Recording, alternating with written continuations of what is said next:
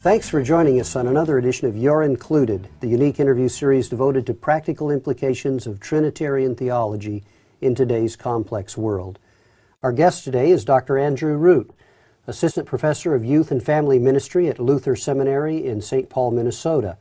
He's the author of Revisiting Relational Youth Ministry from a Strategy of Influence to a Theology of Incarnation, and Relationships Unfiltered. The light bulb that went on for me is that there's something in the midst of actually just sharing in each other's suffering and joy, that there's a concrete way that God is present in the midst of that I've tried to theologically develop through these two books.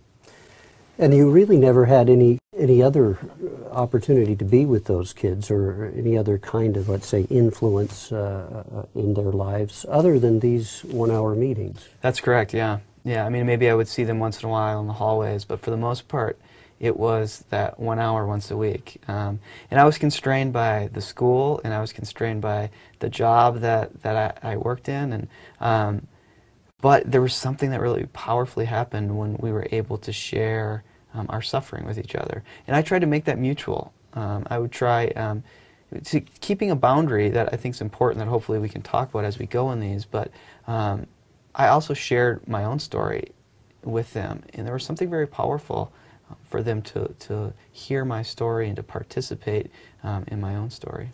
Did you have any way of knowing what kind of impact your time together was having on them? Yeah, I mean, that's a great question, and there's kind of two kind of rationalities that I think can operate in that. In the rationality of influence, there was no way I could know. Yeah. And in many ways I was a failure, because these kids went back to their same situation. I'm sure some of them are in jail now. The kids we worked with in the congregation, we don't know what happened to many of them. A lot of them were in 8th grade and they went to 9th grade and got jumped into gangs themselves. So from the rationality influence, it was a failure. We don't have any trophies to show for it. Yeah.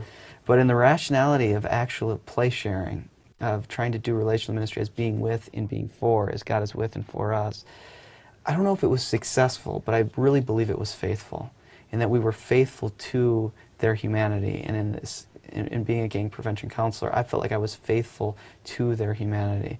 And so, was there radical change in their lives? I don't know, and I don't know if I can see that. But I really do trust that something powerful happened in that 1 hour a week, that they knew that they were not alone. If in the dark universe that they existed in, at least there was someone for 1 hour once a week who was with them. And I think in a real way that reflects the fullness of the gospel and the fullness of a God who becomes incarnate to share our place in its full brokenness, in its full darkness, to share with us so deeply that we're never alone again. Though we still live in darkness often, that we're never alone. So I don't know if it was successful, but I know that it was faithful. And I think in the youth ministry particularly, we fall into this trap of looking at success too often.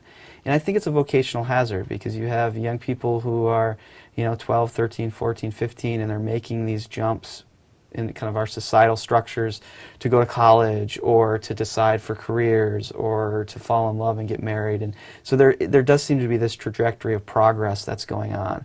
But I think too often youth ministry has fallen into the trap that believes that then our job is to make kids successful or help kids be successful. And then we judge our own ministries by how many trophies we have.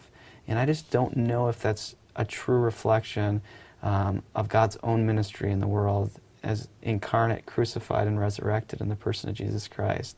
And I think that we would do better to think of ourselves and think of our relationships as how can we be faithful both to the young person before us as well as to this God who has revealed God's self in Jesus Christ. How can we be faithful to that as opposed to how can we be successful?